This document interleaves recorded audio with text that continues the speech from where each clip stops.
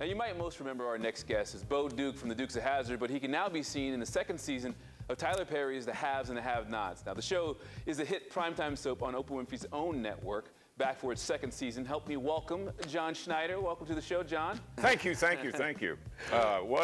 Such a pleasure to be here, especially talking about this show. I love this show. Yeah, so, you know, this kind of came out of nowhere as a hit. Tell us about the show and your character. Who do you play? I play Judge Jim Cryer of the Cryer family in Savannah, Georgia. It's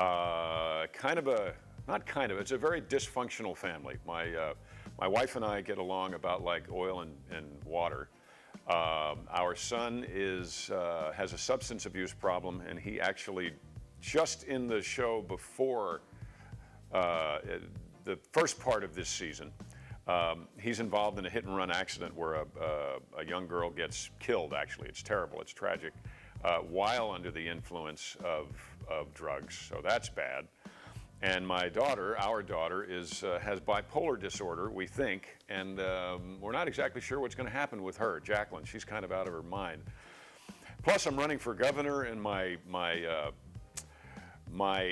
hired girlfriend from the first season continues to want to extort more money and want more power over myself and my family. So it's just kind of a delightful mess.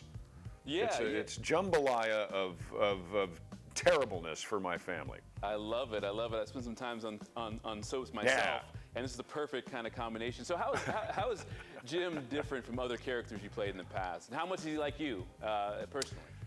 Jim Cryer is a mess, and it's so much fun to play this guy who hardly ever smiles. He's got a tremendous amount of power. In this new season, we're going to find out exactly.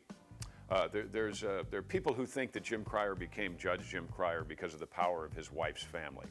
We're about to figure out that Jim Cryer became Judge Jim Cryer because he's very, very good at politics. He is a political machine. So it's fun to play that kind of a person who not only has the power and the attitude, but he actually has the intelligence to back both of them up. Right. And that is definitely nothing that I've played before, and that is definitely not something that, there's not a political bone in my body.